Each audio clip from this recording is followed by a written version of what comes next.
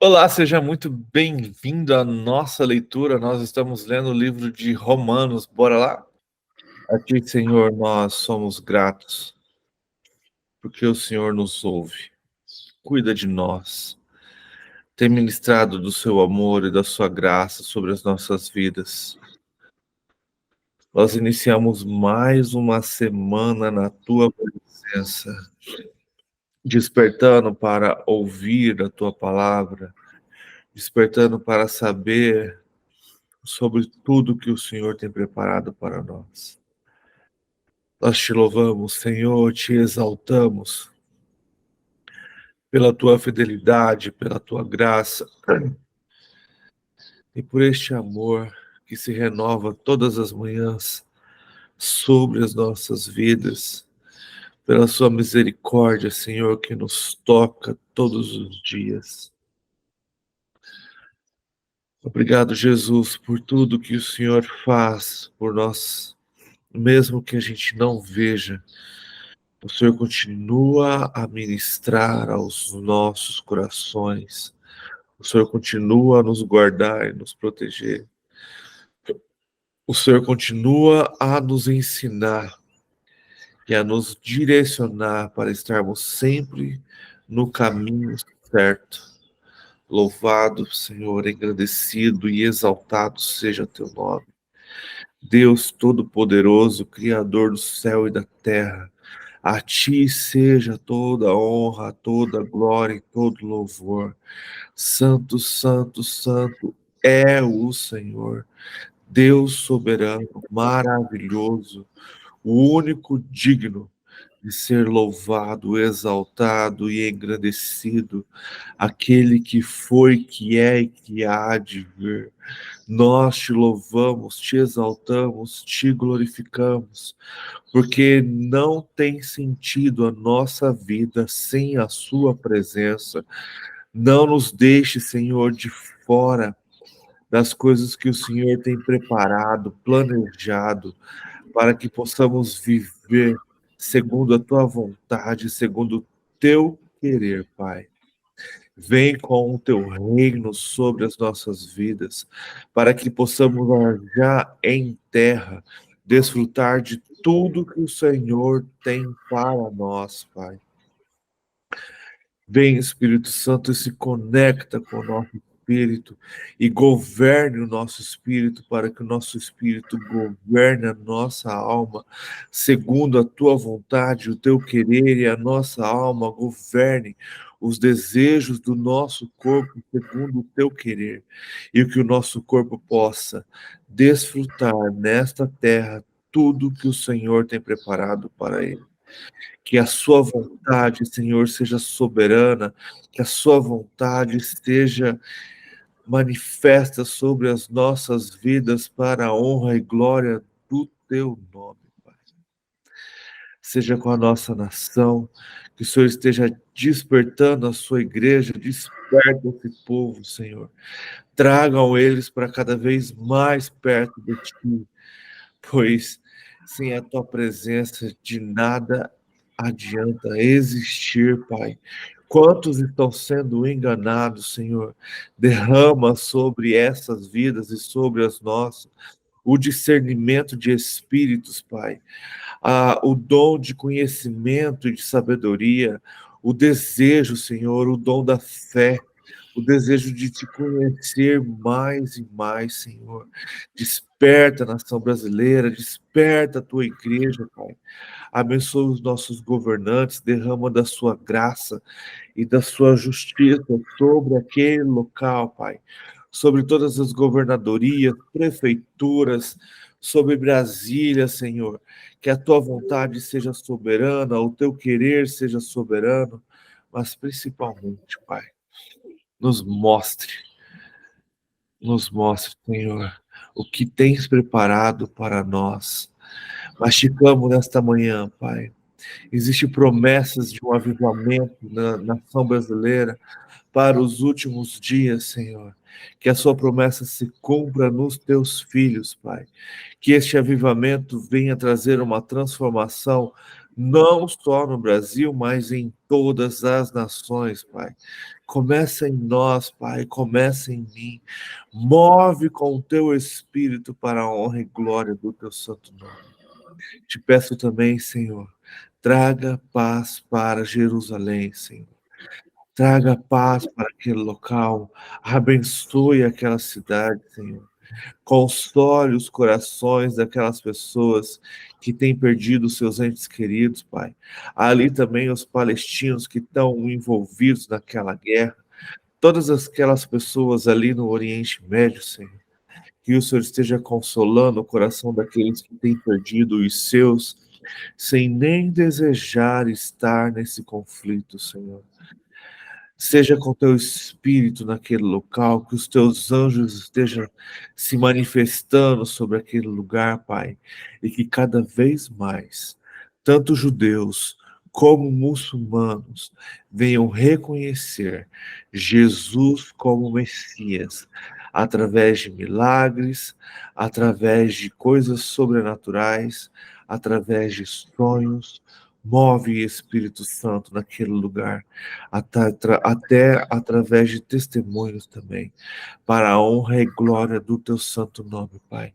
Proteja o teu povo, guia e guarde o teu povo para este momento, Pai. Que a gente aprenda, Senhor, a orar segundo a vontade e o desejo do teu coração, para a honra e para a glória do teu santo nome, para o louvor do teu santo nome, Pai. Abençoa a vida de cada um aqui presente, Senhor. O Senhor conhece as nossas lutas, o Senhor conhece os desejos dos nossos corações. Que a sua vontade seja soberana sobre as nossas vidas, Pai. Perdoa os nossos pecados, que a gente possa aprender a amar segundo a tua vontade e a perdoar como o Senhor nos perdoa, Pai. Perdoar aqueles que nos perseguem, que nos maltrata, que fala mal, aqueles que de alguma maneira nos machuca, Pai. Que a gente aprenda a não mais carregá-los, Pai. Desperte também, Pai, aqueles que estão neste grupo, Senhor. Que o Senhor venha tocar o coração deles e cada vez mais eles tenham o desejo e a vontade de buscar a tua palavra, Senhor. Te peço também, Pai, por aqueles que ainda há de vir, aqueles que ainda vão participar dessa leitura, Pai, e aqueles que vão regressar. Que o Senhor esteja abençoando os seus corações e que eles venham ser bênção em nossas vidas e que possamos também ser bênção em suas vidas e que juntos, Pai, possamos crescer cada vez mais no seu evangelho, para a honra e para a glória do teu santo nome. Traga o Senhor aqueles que já estiveram aqui de volta, para que o Senhor seja glorificado, para que o Senhor seja honrado e que possamos, Pai, juntos cada vez mais crescer em direção à tua palavra, Pai. E aqueles novos, Pai, que hão de entrar, que o Senhor já esteja, Pai, tocando os seus corações para esse desejo de aprender cada vez mais da tua palavra. E que tudo isso, Senhor, seja para a glória do teu santo nome, para que o Senhor seja glorificado, para que o teu reino venha estar cada vez mais cheios de filhos, conhecedores da tua graça, do teu amor, da tua justiça, da sua misericórdia, para a honra e glória do teu santo nome, Pai. Em nome de Jesus, Senhor. Amém. Amém. Então vamos lá, a gente está lendo o livro de Romanos. A gente já viu que somos salvos não pelas obras, mas sim pela graça do Senhor Jesus, que somos justificados por eles e santificados também por ele. Não tem sentido nenhum vivermos uma vida sem Cristo. e que a lei ela ajuda a nos manter nele, né, e não nos separar, e a lei não foi extinta, precisamos ter a certeza disso, e sim, ela faz parte da graça do Senhor. Sabemos que fomos também justificados, aprendemos como que Abraão e toda a sua família foi justificados. Sabemos que o Senhor, quando ele diz que ele não faz acepção de pessoas, ele quer dizer que ele vai abençoar e julgar a todos. Não há queridinhos no reino do Senhor, e sim há separados para ele. E a gente viu aqui, então, que onde abunda a graça, onde abunda o pecado, superabunda a graça. E a gente vai entrar nesse capítulo 6 questionando isso, né? A gente já inicia ele com o diálogo. Com certeza alguém questionou Paulo quando ele estava ensinando, então ele já mostra para os romanos que não é bem assim. Então vamos lá, capítulo 6 de Romanos, carta de Paulo. Mortos para o pecado, vivos em Cristo. Que diremos então? Continuaremos pecando para que a graça aumente? Então, essa frase dá essa ideia, né? Então, quanto mais pecado, mais graça vamos ter. E, na verdade, não é bem assim, né? Quanto mais longe do pecado, mais graça vamos ter. Quando ele quis dizer que aonde há muito pecado, superabunda a graça, porque o amor de Deus alcança, né, a todos. Versículo 2: de maneira nenhuma. Nós que morremos para o pecado, como podemos continuar vivendo nele? Ou vocês não sabem que todos nós que fomos batizados em Cristo Jesus, fomos batizados em sua morte, portanto, fomos sepultados com ele na morte por meio do batismo, a fim de que, assim como Cristo foi ressuscitado dos mortos, mediante a glória do Pai, também nós vivamos uma vida nova. Eu marquei aqui, né, que fala sobre a libertação da escravidão do pecado. Então, só confirmando o que eu tenho dito, né, que é uma troca de senhorio. Saímos do senhorio do pecado para sermos servos do Senhor Jesus, né, de ter um novo senhorio muito melhor, né, muito mais justo. Versículo 5. Dessa forma, fomos unidos a ele na semelhança da sua morte.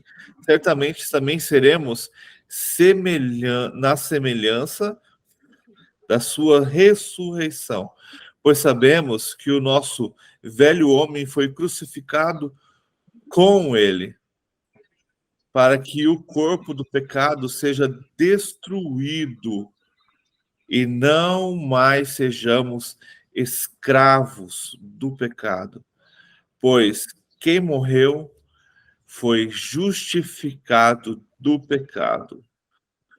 Ora, se morremos com Cristo, cremos também que com ele viveremos, pois sabemos que, tendo sido ressuscitado dos mortos, Cristo não pode morrer outra vez. A morte não tem mais domínio sobre ele. Portanto, morreremos, morrere, portanto, morrendo, ele morreu para o pecado, uma vez por todas, mas vivendo, vive para Deus. Então, temos a certeza de que com o nosso corpo glorificado depois de nossa morte e ressurreição em Cristo Jesus nos últimos dias, a morte perde o seu poder. E a gente tem essa prova do que Paulo está falando quando João fala também, né? Lá em Apocalipse, que o último a ser vencido é a morte. Depois do trono branco do tribunal, quando todos irão ressuscitar e serem julgados, tanto os santos como os injustos, sabemos que os incrédulos terão a sua segunda morte, né, que é viver a perdição eterna, e nós, com o nosso corpo glorificado, não mais morreremos. Então, assim como a morte não tem mais poder sobre Cristo, porque ele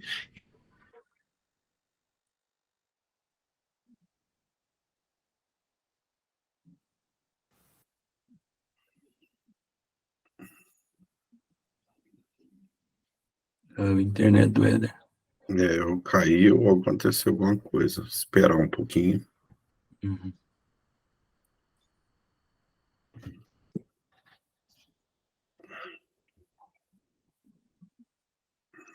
Não falei bom dia, gente. Bom dia, Fabiana. Bom dia, bom dia. Bom dia, Fabiana. O Di, deixa eu ver o comentário do seu do versículo 6.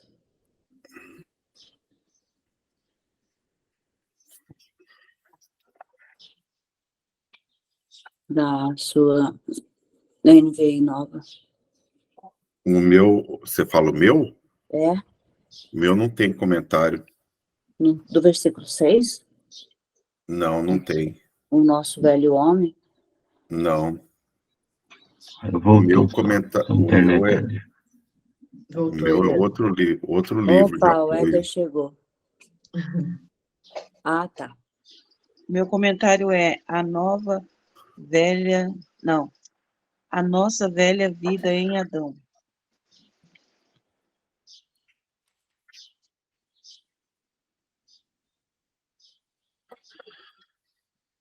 Tá sem áudio, Éder. Abriu o áudio, Éder. Vocês estão falando do capítulo 6? É, a gente estava conversando enquanto você esperava você voltar. O meu fala sobre nosso velho homem. É, nosso velho homem. É tudo aquilo que éramos antes de nos tornarmos cristãos. Em contraste, o nosso homem é aquilo que somos, assim que nos tornamos cristãos. O nosso homem não é perfeito.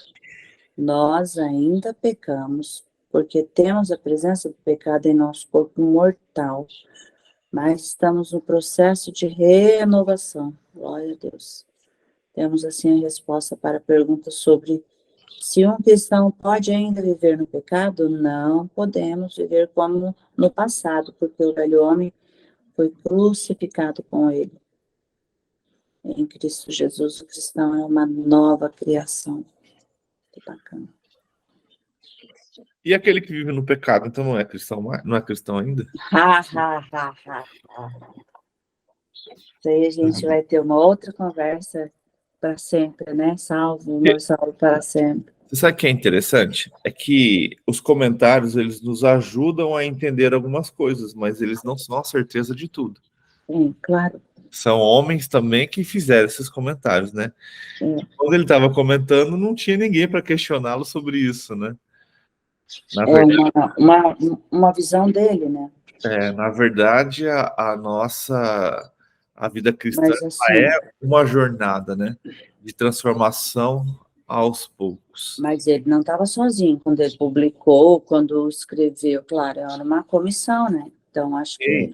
Mas, ó, se você pegar aqui, por exemplo, eu tô com uma Thomas Nelson da NVI. Se eu pegar lá a King James, o comentário é outro, é diferente. Se você pegar uma NAA, o comentário é de Por outro. isso que eu perguntei para você, Diego, porque eu tô com a BK, né? Então, cada comentário...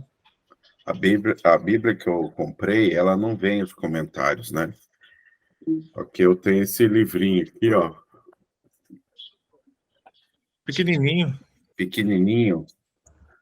Então, e aí... Livro por livro? É, livro por livro, né? Que é o comentário bíblico. É o que? 5 mil um desse?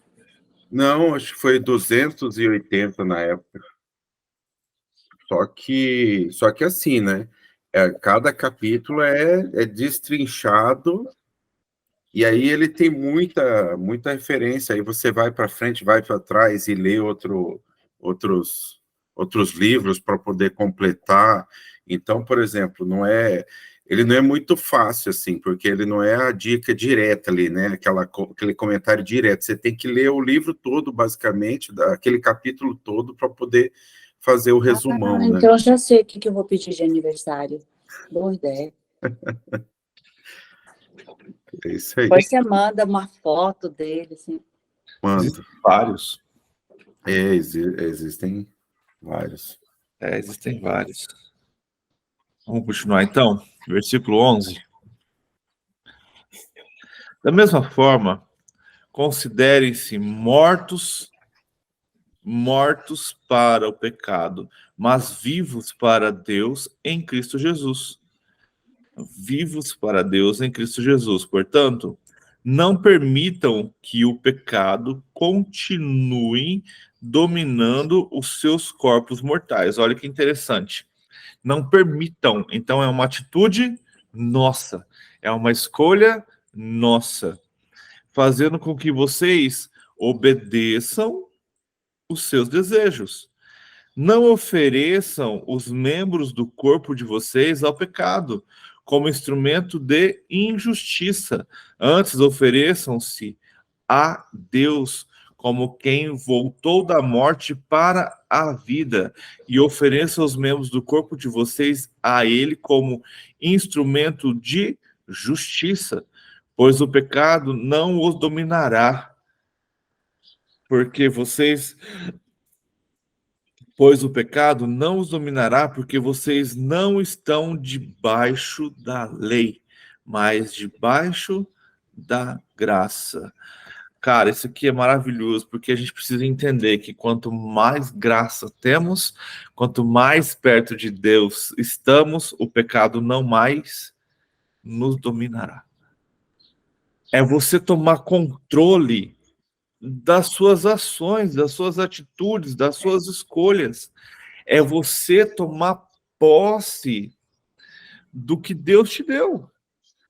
E quantas vezes a gente fica achando que o pecado nos domina? Na verdade, nós damos permissão para que ele nos domine. É aquele negócio, quando a gente faz jejum, a gente está o quê? Mortificando a carne. Nós estamos mostrando que realmente quem está no controle sou eu. Então sou eu que escolho servir ao Senhor ou servir ao pecado. Sou eu que escolho ter uma vida cheia da graça do Espírito de Deus, ou sou eu que escolho viver uma vida afastada do Senhor? Então, aí é onde eu digo que entra a ideia do livre-arbítrio. É a minha escolha de servir ao Senhor ou não. Se eu escolho viver a minha vida dependente do Senhor, entregue totalmente em sua mão, eu tiro o meu controle, o meu livre-arbítrio e entrego na mão de Deus. Agora, se eu escolho ter uma vida de pecados, eu tenho o engano de que estou controlando a minha vida, mas na verdade quem está com a rédea dela é o pecado, é o mal, é aquilo que vai me destruir. Então Paulo aqui, cara, nesse último aqui deixou bem claro, pois o pecado não o dominará, porque vocês não estão debaixo da lei, mas debaixo da graça. Então, se você está debaixo da graça, vivendo segundo a vontade de Deus, ou buscando, orando, jejuando, lendo a tua palavra, crescendo na presença do Senhor, né? Adquirindo maturidade, você o pecado não mais te domina. E isso é maravilhoso, e eu tenho percebido isso, que quanto mais você busca, mais você tem controle se você vai pecar ou não. E é bem interessante, porque o pecado ele vem. A sua mente, ela fala assim, vai fazer tal coisa, compra tal coisa, pega tal coisa, faz isso, faz aquilo. Mas no mesmo tempo vem a resposta. Isso não agrada ao Senhor. Isto vai te afastar do Senhor. Isto vai machucar tal coisa. Isso não vai dar certo. Isso vai tirar de você. Isso vai fazer. É como se você estivesse subindo uma escada rolante, ao contrário. E você está se esforçando para chegar lá em cima. E aí, quando você peca, você para. E você não para onde você estava, você regride. E isso é perigoso. Então, se você quer uma jornada de vida no Senhor, cada vez tendo mais intimidade com Ele, toda vez que você peca, você regride. E aí você precisa aprender a ouvir o Espírito e ter esse discernimento de que, peraí, não, isso aqui vai me afastar, em vez de me aproximar do Senhor. Vamos lá, versículo 15. Escravos da justiça. E então, vamos pecar porque não estamos debaixo da lei, mas debaixo da graça? De maneira nenhuma. Não sabem que quando vocês se oferecem a alguém para lhe obedecer como escravos, olha só, quando vocês se oferecem a alguém para lhe obedecer como escravos, tornam-se escravos daquele a quem obedecem? Escravos do pecado que leva à morte, ou da obediência que leva à justiça. Traduzindo, somos escravos de quem? Do pecado ou da obediência em Cristo Jesus? Mas a graça de Deus, porque embora vocês tenham sido escravos do pecado, passaram a obedecer de coração a forma de ensino que lhe foi transmitida. Vocês foram libertos do pecado, tornaram-se escravos da justiça. Foi isso, falo isso em termos humanos, por causa da sua limitação humanas, das suas limitações humanas. Assim como vocês oferecem os membros do seu corpo em escravidão à impureza e à maldade que leva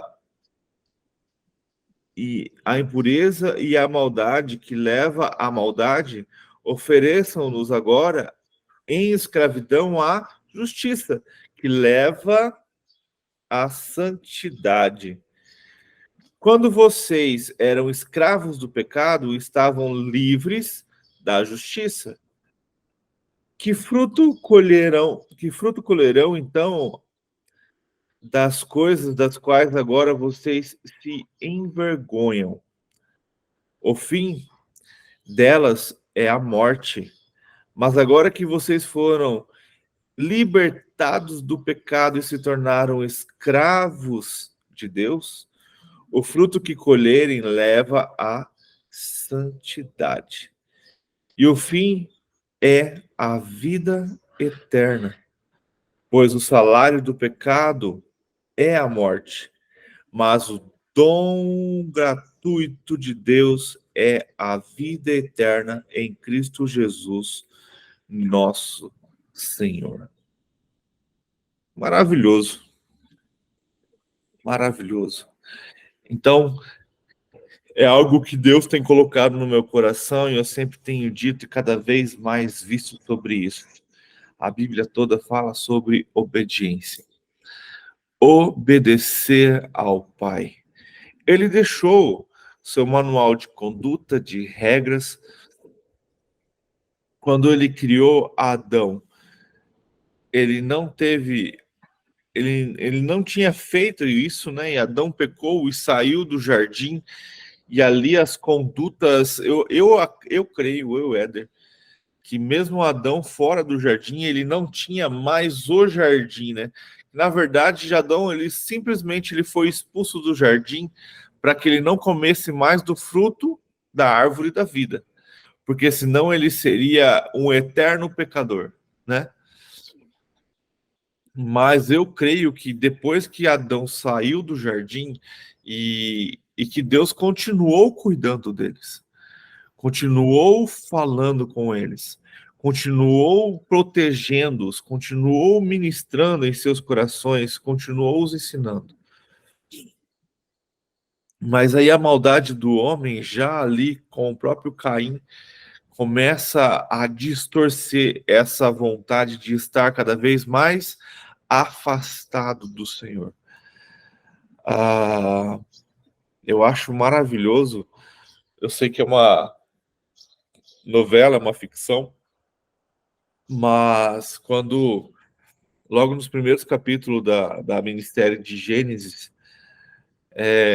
quando Abel morre, né, e Caim vai embora, e Adão e na história ali também todas as filhas foram embora, e Adão se vê ali sozinho com Eva, com todos os seus filhos perdidos por causa da sua arrogância, né? Isso eu estou falando na novela, a gente não sabe como que aconteceu realmente, mas trazendo esse contexto, eu acho aquela cena incrível, maravilhosa. Quem não assistiu ainda, assista, tem no YouTube, sobre a música que Adão canta. Ele na beira, cara, o cenário é incrível, a música e o que acontece, eles colocam Adão na beira de um penhasco prostrado e clamando ao Senhor através da música, né? E a música fala sobre como era no jardim e como eu estou agora, que saudade que eu tenho da sua presença. Que saudade que eu tenho de estar contigo, que saudade que eu tenho de viver a tua presença. E naquele momento ali, Eva chega e não fala nada, ela só fica vendo. E Adão ali clamando. E acontece algo assim que eu fico impressionado, porque é como se Deus, ali na novela, é como se Deus respondesse o seu clamor, a sua súplica, o seu arrependimento através da chuva. Que hora que ele está acabando a música, começa a chover.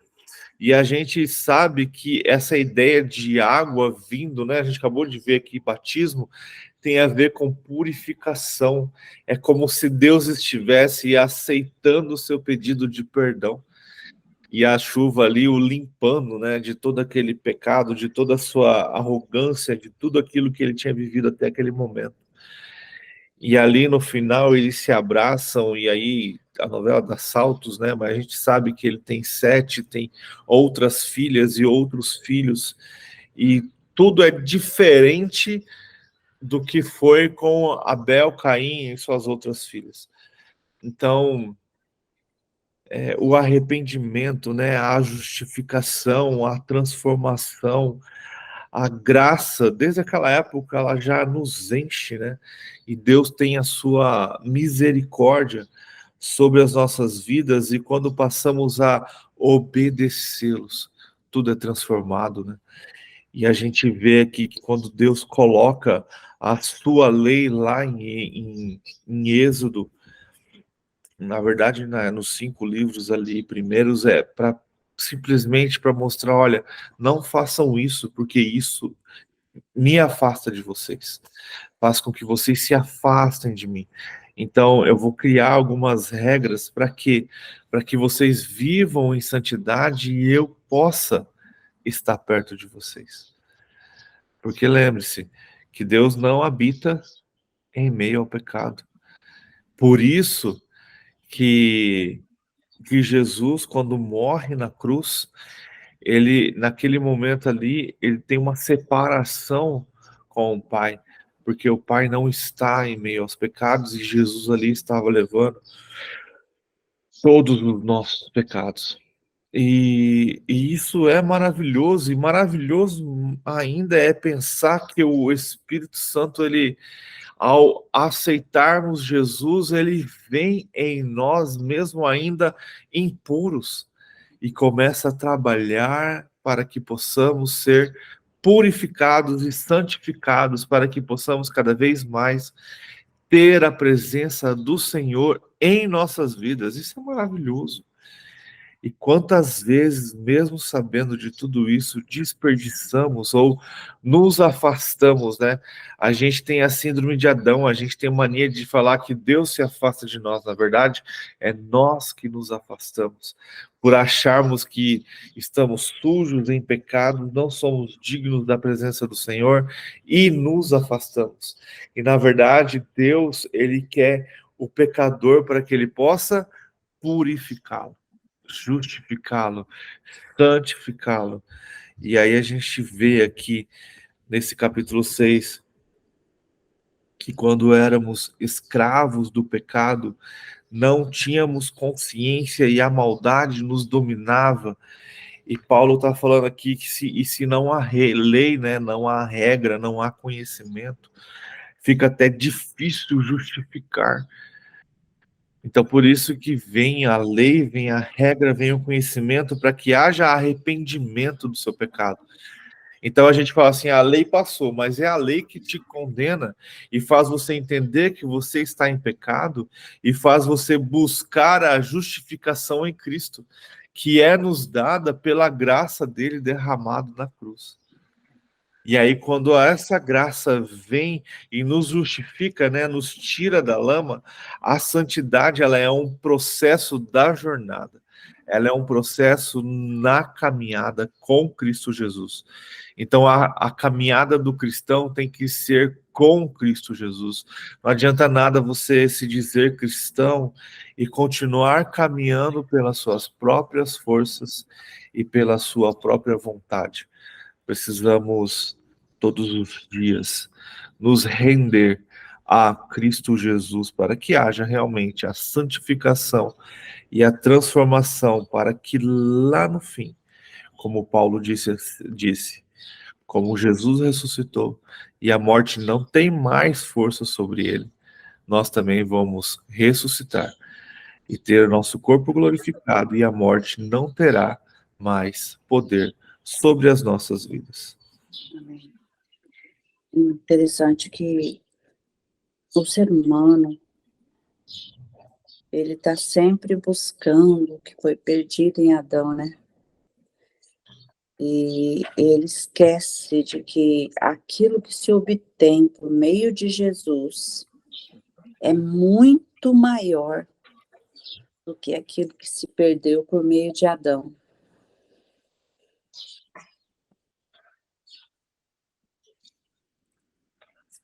A busca frenética pelo que Adão perdeu, pelo paraíso, chega a matar a liberdade em Jesus.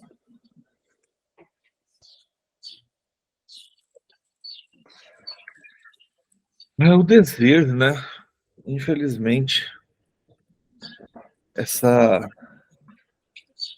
esses dias eu estava assistindo um vídeo e eu vi um cara questionando um professor, um pastor, não sei o que o cara era um vídeo em inglês, e o cara fez o questionamento assim: então quer dizer que quando Deus colocou o fruto do conhecimento, né, no jardim do Éden, e ele fala para que o homem não coma deste fruto, ele queria então que o homem permanecesse burro, por não ter conhecimento. E ele falou assim para esse professor: então quer dizer que provavelmente o Senhor, por ter todo esse conhecimento, também comeu do fruto, porque o Senhor adquiriu conhecimento. Então Deus cria uma nação burra por não querer que eles comessem do fruto, né? Aí o professor falou assim: cara, que ótima pergunta, né? E geralmente ela vem da serpente. Tipo assim, o cara, quem faz esse tipo de pergunta é o enganador, né? Porque por achar que Deus quer que a gente seja burro, não é esta a vontade do Senhor. A finalidade é confundir, né? Criar confusão. É que, na verdade, eu creio que o conhecimento do mal e do bem, Deus ia dar para Adão e Eva num processo, né?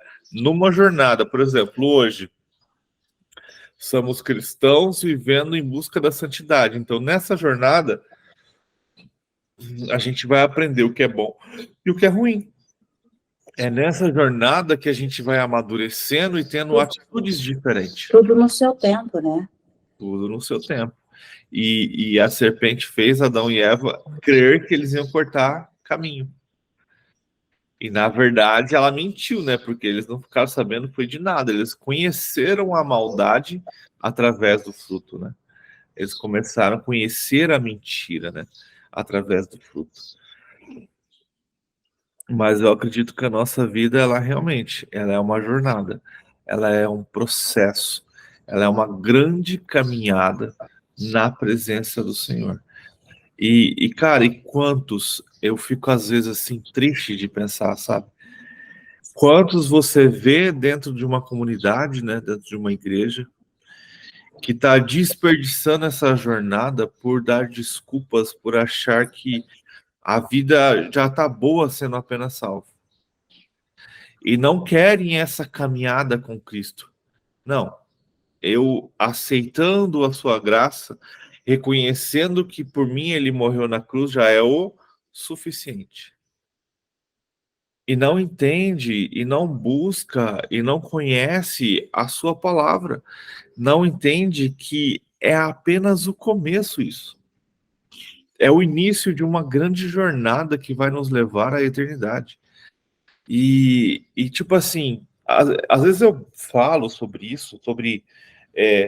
a gente não entende que essa recompensa do reino, né, que a gente chama de galardão, ou a hierarquia que teremos no reino, às vezes a gente fica assim, é só para você ter mais. Não, tem a ver com proximidade. Quanto mais a gente fizer pelo reino, mais a gente vai estar próximo de Cristo no reino, entende? Não tem como um soldado raso ter contato direto com o general, a não ser que o general o chame. Já um tenente vive junto com o general, entende? Então, essa busca que as pessoas não têm, que elas não entendem, que é ter intimidade com Cristo agora, tem a ver com o seu nível de intimidade com Ele também no reino. É uma frase que eu gosto de dizer: você não consegue orar 10 minutos e quer passar a eternidade com o Pai. Como que você quer passar a eternidade com uma pessoa que você não consegue ter intimidade de 10 minutos? Então, o evangelho, ele foi devagarzinho, bem devagarzinho, tomando outro caminho. De algo muito fácil, de algo muito simples, de algo que não exige esforço para que você seja salvo. Mas esqueceram que vamos ter uma eternidade com Cristo e que é as nossas escolhas em vida que vai mostrar como será a nossa eternidade.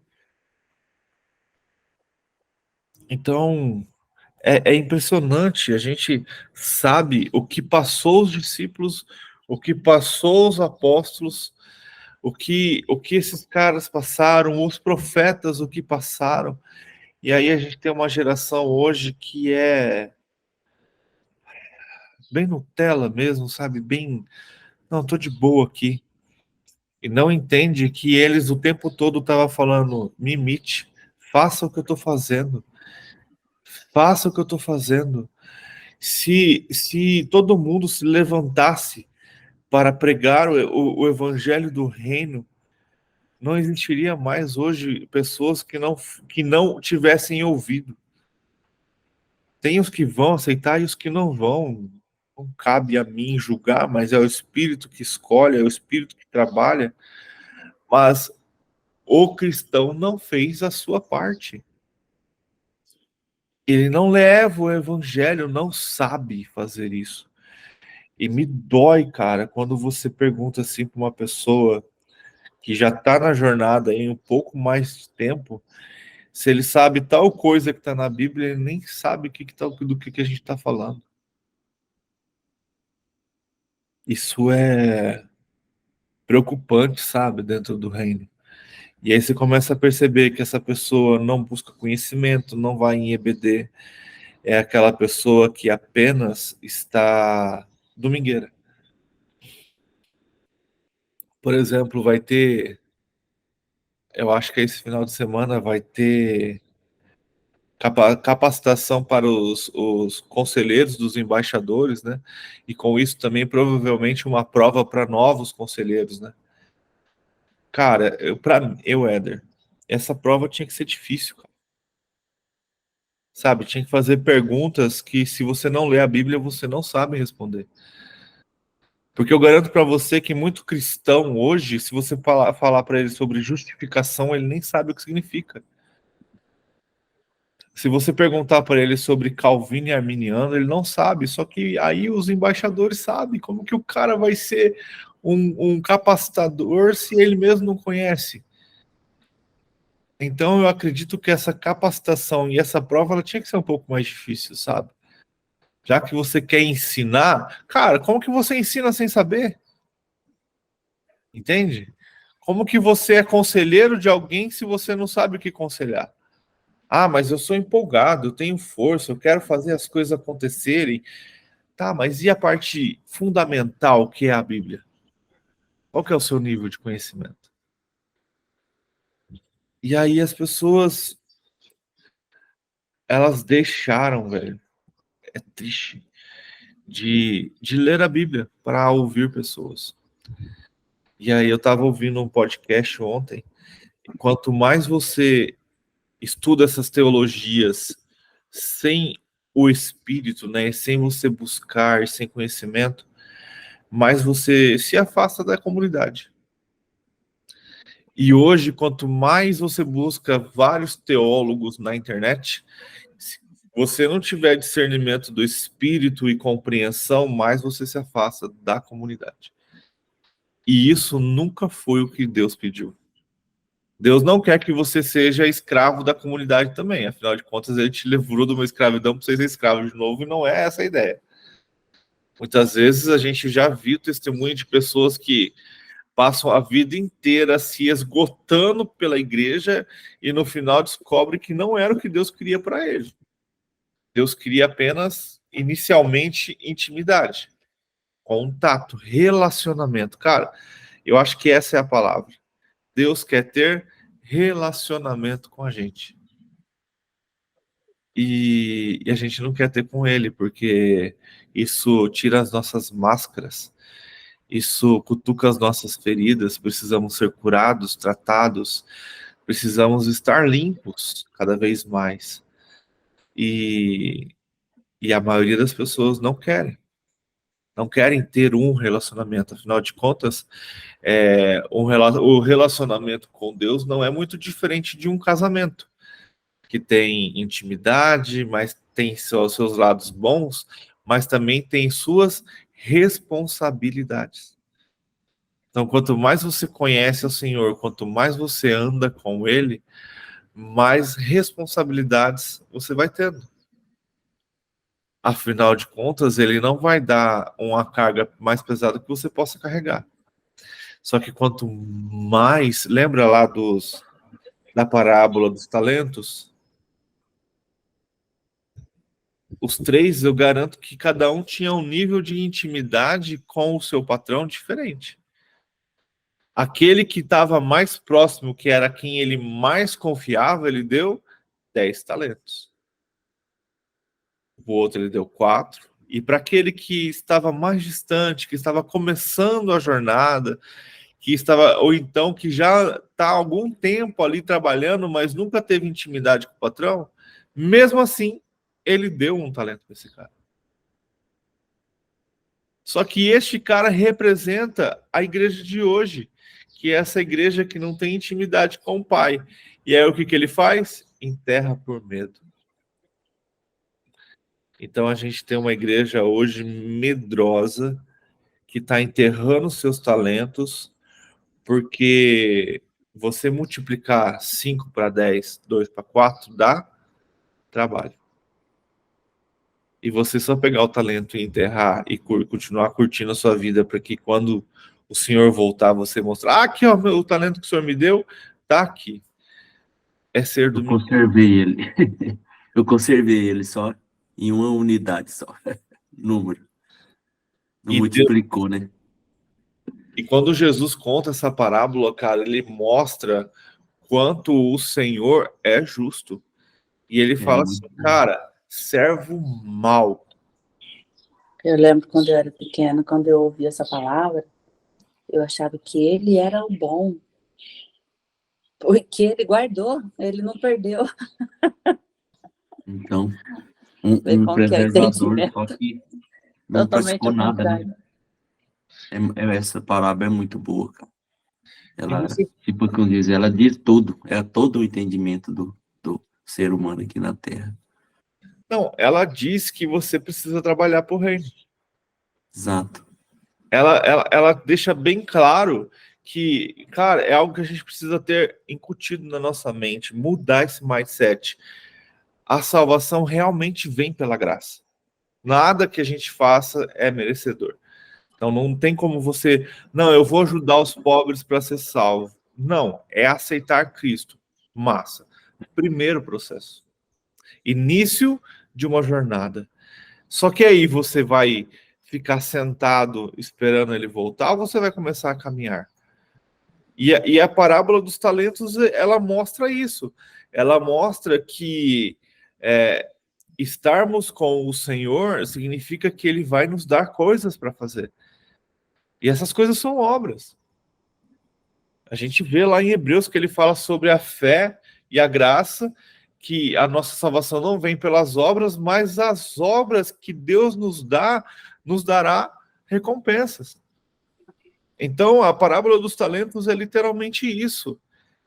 É você estar sendo capacitado pelo Senhor. Então, o cara que ganhou 5, ele tinha intimidade com o Pai e ele já estava capacitado a multiplicar aquilo. Assim como o que o tinha 2 já tinha também passado pelo processo. Eu costumo pensar assim, que o cara que tinha 2 um dia já teve um só também, mas ele multiplicou. Ele passou por esse processo, porque se você pega ali o cara que tinha 10, ele termina com 11, né? Então ele também multiplicou, ainda ganhou daquele que não fez nada. Então é um processo de aprendizagem e a recompensa ela vem com a nossa jornada, com a nossa caminhada. É o que eu acabei de falar, cara. Aonde desejamos estar no reino não tem a ver com se a minha casa vai ser gigante ou se ela vai ser pequenininha. Não tem muito a ver com se as pessoas vão me porque a gente pensa na recompensa carnal que a gente tem hoje, tipo, eu vou ser o apóstolo porque aí todo mundo me respeitará. Esse dia eu estava ouvindo de uma amiga que ela foi ligar para perguntar alguma coisa sobre, acho que era sobre um casamento, um evento, eu não lembro. Ela, eu queria falar com o João. Sim, aqui quem fala é o apóstolo João. Tipo assim, cara, para que isso? Totalmente desnecessário. E aí a gente vê assim, cara, beleza. Você quer essa recompensa já aqui na Terra.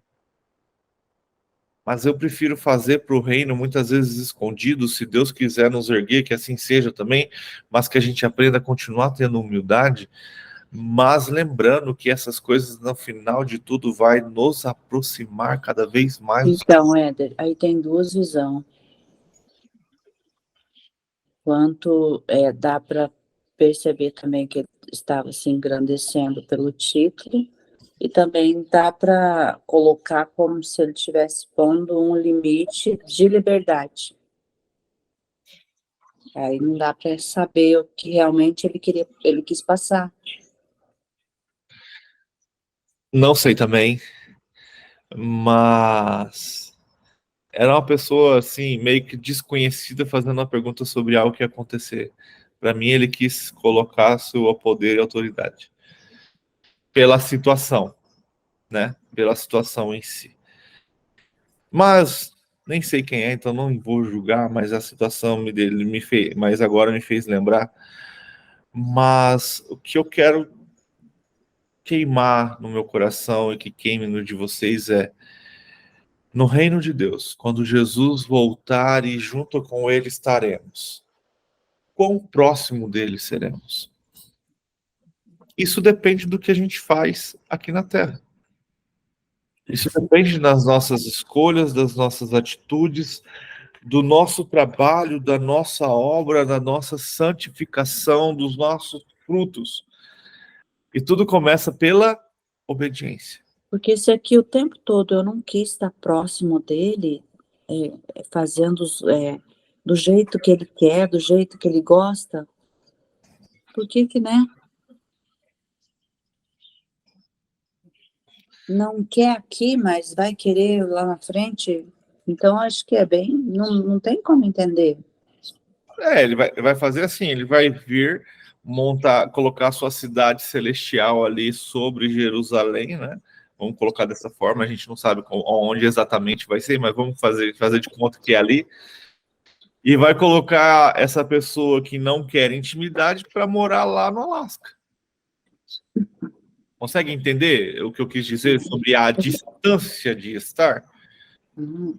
Vai continuar estando distante. Hã?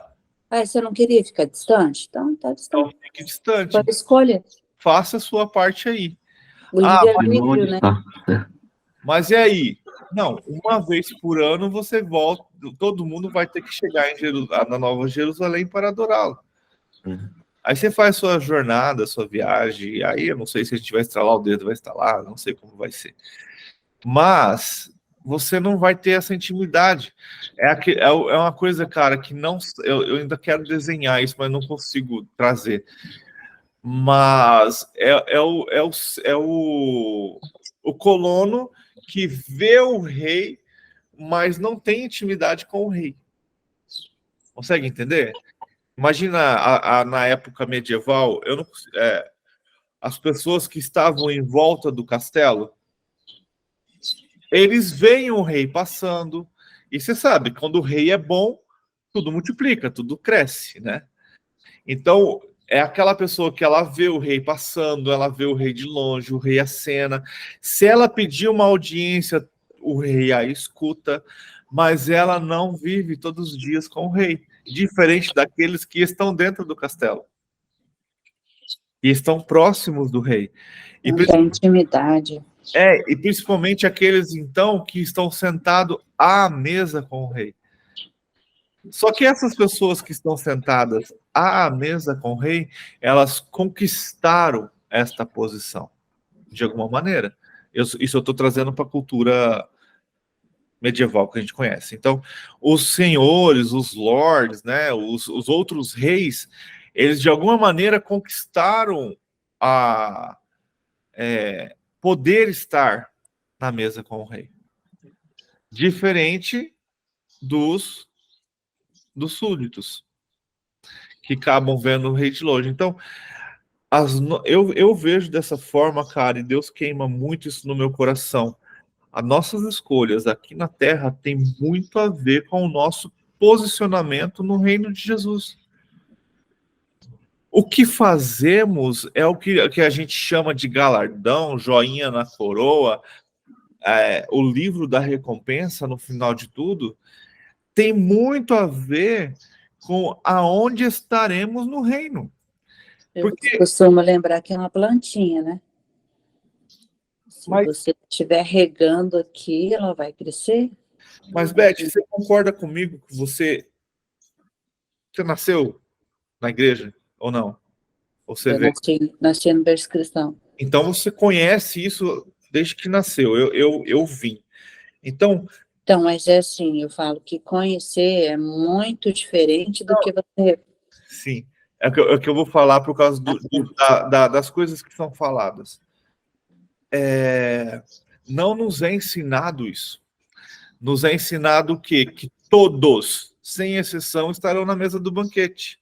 Lembra do comentário não sei se foi ontem, antes de ontem, que surgiu sobre acepção de pessoa? É isso que a gente ouviu o tempo todo. Que todos, eu estava ouvindo esse final de semana passada, sei lá, mas eu estava vendo uns comentários. Houve uma fé. Mas, assim, ninguém leu o contexto, igual o Diego pegou lá e voltou e, né, concluiu aquela frase pequenininha. Teve Mas, uma. não, é o hábito de versículos isolados. Sim.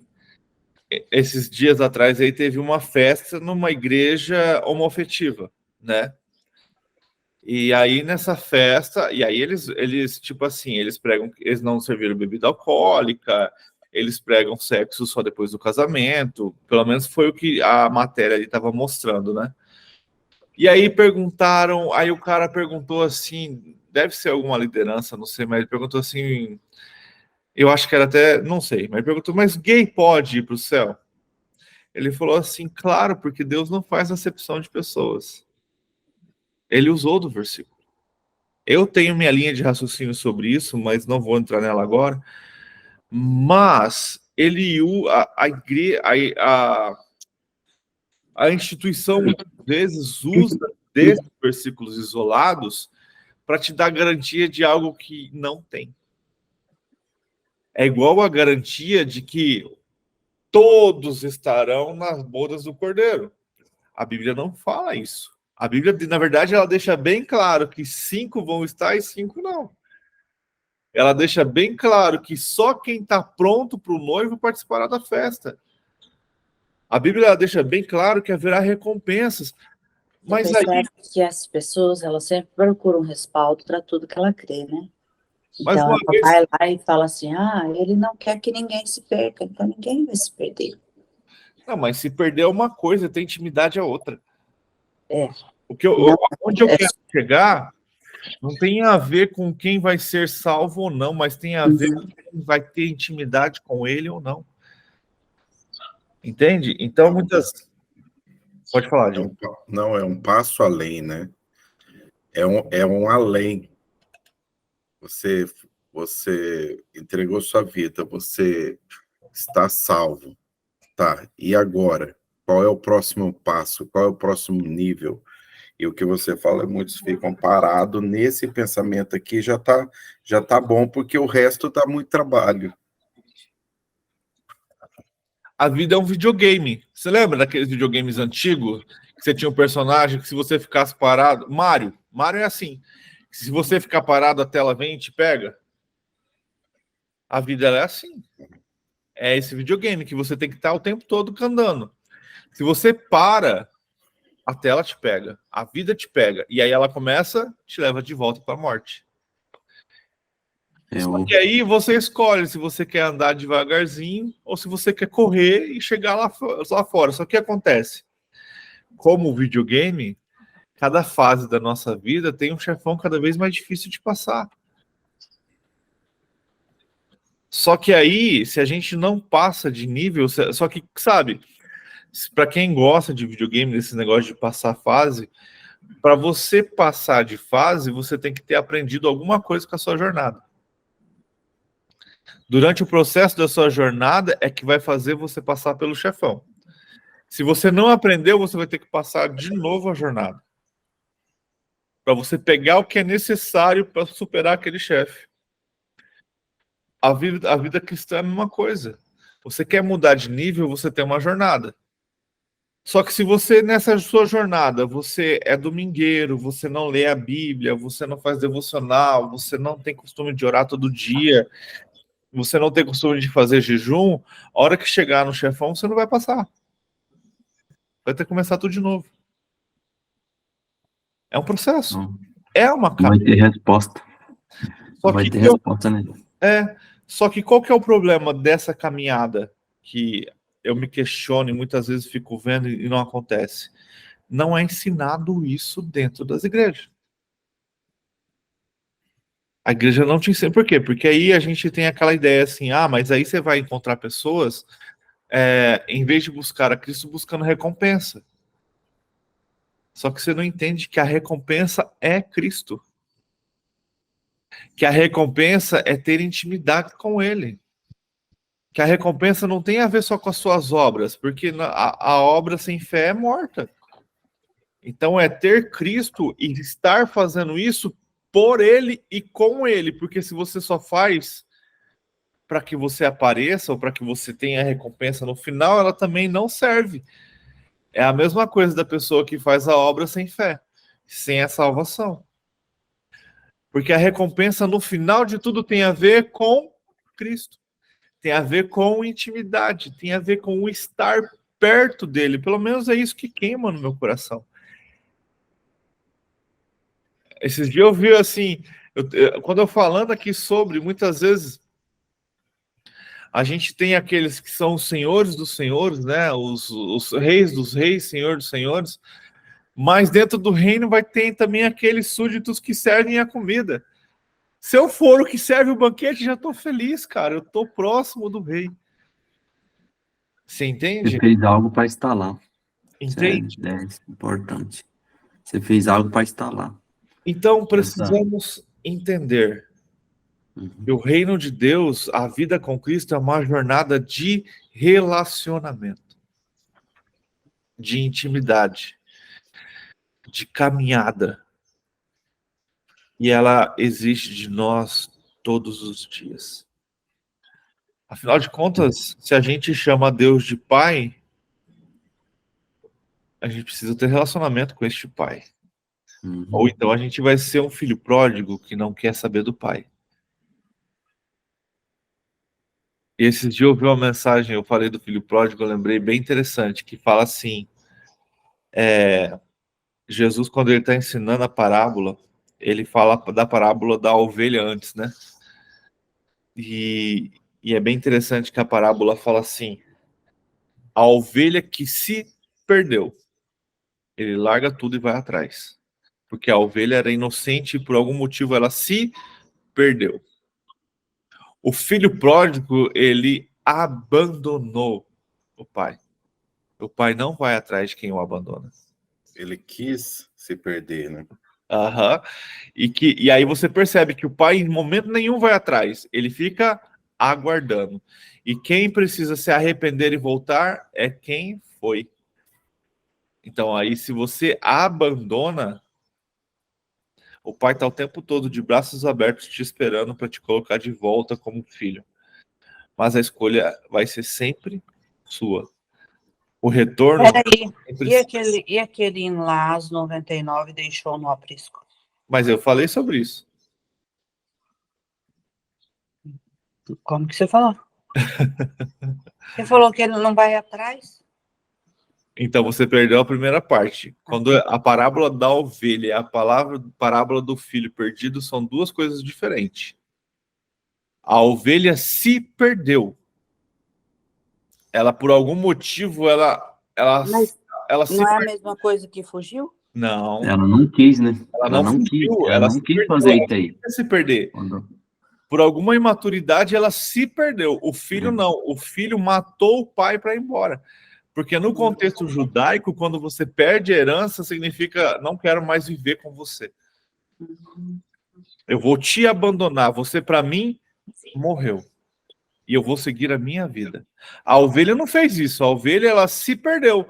Às vezes o pastor está lá conduzindo as ovelhas e essa... Olha, oh, Senhor, isso é muito bom. E a ovelha se distrai com o pecado, sabe? Olha que flor bonitinha, olha aquele passarinho, e ela sai do rebanho e se perde. Entende? Uhum. A diferença?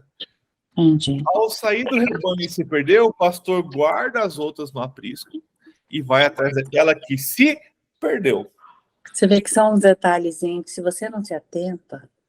O filho pródigo, não. O filho pródigo falou, eu não quero mais viver com você. Eu não quero você mais como meu pai. Aí, como ele respeita o livre-arbítrio, ele deixa.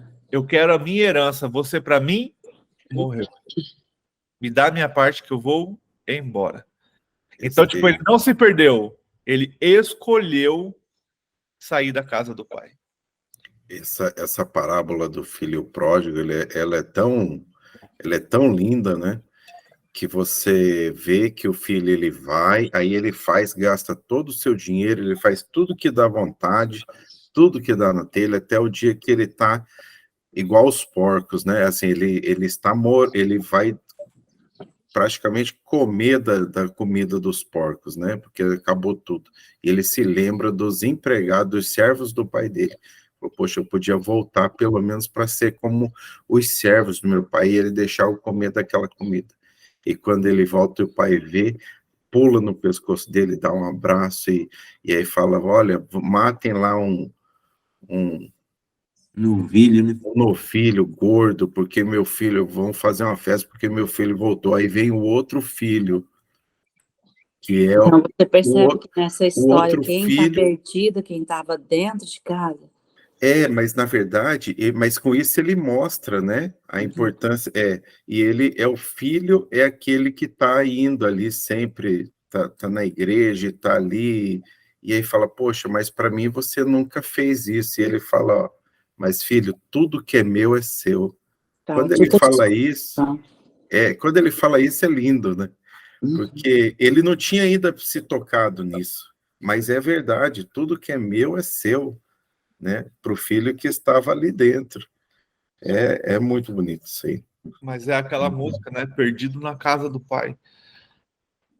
E isso acontece muito, por quê? Por falta de conhecimento. Se este filho tivesse conversado com o seu pai, olha isso. Se este filho tivesse intimidade com o pai, tivesse relacionamento com o pai, tivesse conversado com o pai, ele saberia que tudo é dele. Que ele podia fazer o que ele quisesse, porque tudo lhe pertencia. Mas ele não tinha intimidade com o pai, ele era apenas um servo. Ele era um filho, mas era servo. Ele não conhecia o pai, ele não tinha relacionamento. Então você vê a distância do filho com o pai. E isso acontece hoje. É o que a gente está falando. Relacionamento.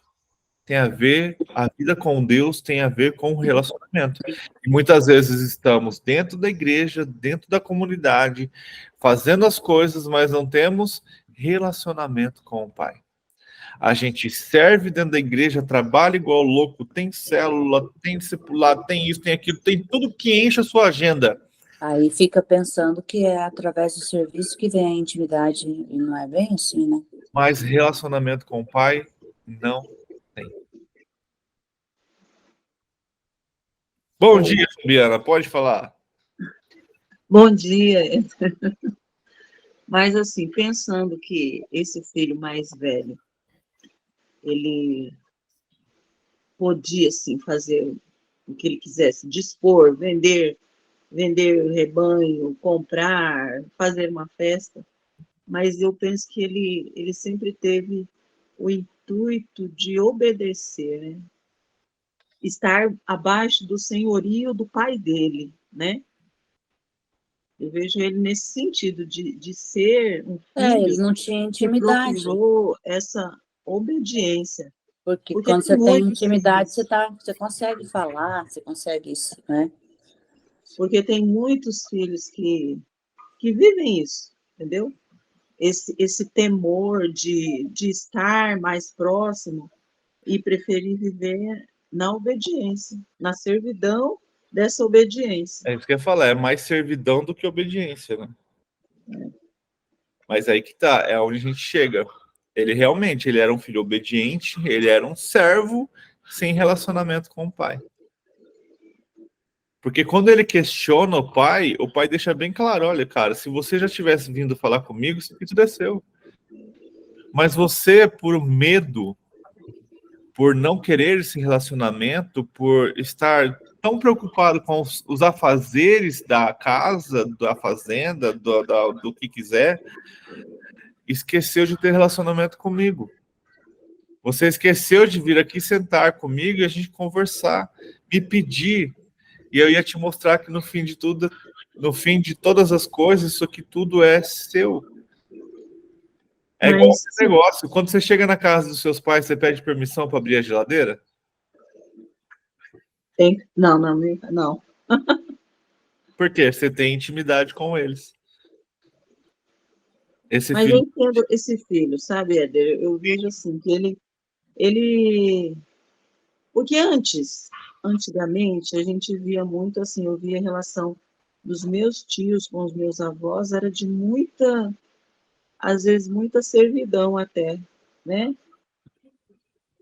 bença pai, senhor meu pai, mas não no sentido assim de ter um respeito exacerbado, sabe? Uma consideração e até um temor mesmo Não, aí é de se diferente. Aí eu falo que aproximar, é um medo que afasta, Fabiana. e aí de se aproximar deles, sabe? Mas assim, esse respeito, esse amor pelo pai, sempre existiu, mas ele se sentia preso mesmo de se aproximar e chegar de uma conversa por conta disso, dessa servidão, dessa obediência, desse temor de falar alguma coisa e o pai se irritar. Entende? A Pode falar, Rô. Roseli. Então, só para pontuar, que eu vou ter que sair daqui a pouco, eu acho assim, é uma responsabilidade muito grande do cristão em usar o manual que Deus nos deixou. Porque o que está nos levando a todos esses erros, o que está nos levando a todas essas coisas equivocadas? Eu senti isso quando a gente estudou aí sobre Deus não faz acepção de pessoas.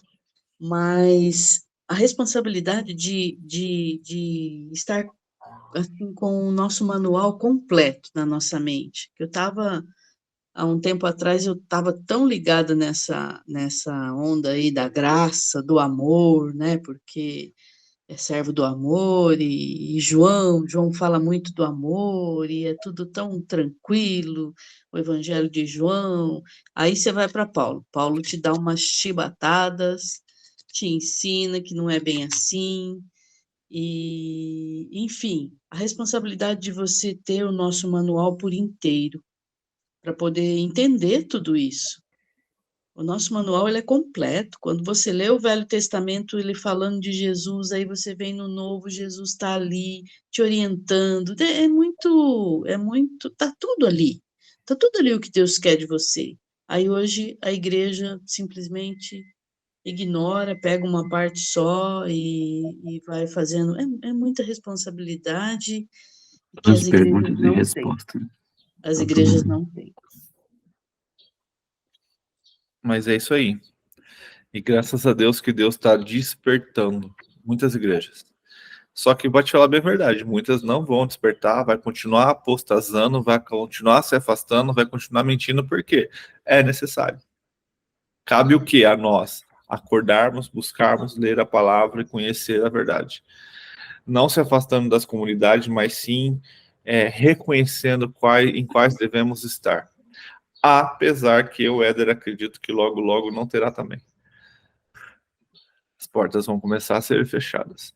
Vocês sabem que na Suécia já está autorizado queimar a Bíblia e Torá, né? Lá foi legalizado, agora você pode queimar as Bíblias e queimar as Torá. Então, tipo assim, quem que vai ser perseguido? Cristão e judeu. Afinal de contas, os muçulmanos não gostam dos dois, assim como o anticristo também não. E ontem eu vi um videozinho falando que de um líder islâmico ou muçulmano falando que eles vão, até 2050, eles vão dominar a França. Só com poder religioso. Eu não creio que a gente vai chegar lá, mas essa é o sonho deles. E se vocês procurarem as regras de conduta do muçulmano, principalmente do Hamas, cristão e judeu bom é cristão e judeu morto. Fechou, gente? Então, buscamos ter intimidade com o Pai todos os dias, buscamos nos justificar pela graça de Cristo Jesus, para que possamos viver a eternidade ao seu lado e não distante. Podemos ser livres do pecado, livres da ira do Senhor, livres do inferno, mas nos mantermos distante do Senhor. Isso depende muito das nossas escolhas que fazemos em vida. Lembre-se, né? Depois da morte não tem mais o que se fazer. Só esperar o julgamento final. Fechou? Vamos estar orando para a gente estar finalizando e, se Deus quiser, a gente volta amanhã. Quem quiser sentir vontade, fique à vontade para orar. Só finalizando, a Beth está bem, tá? A Beth não, a Neide. A Neide está bem. Ela fez a cirurgia, deu tudo certo. Tirou uns pedaços de carne enorme dela lá, mas está bem. Graças a Deus. Então, quem quiser orar, fique à vontade.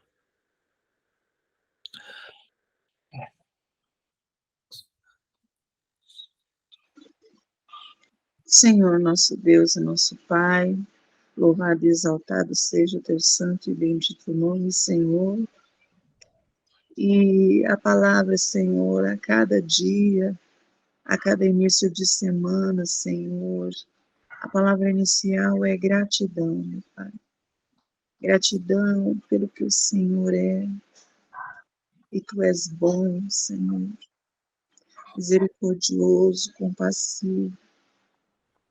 E nós falamos isso porque compreendemos, Deus, e temos, sim, a intimidade contigo, de poder estar falando isso sobre o nosso Pai, Senhor. Louvado seja o teu nome, Senhor. E que a cada dia essa nossa intimidade, Deus, possa se estreitar, Senhor. Nós queremos sim te conhecer, Pai.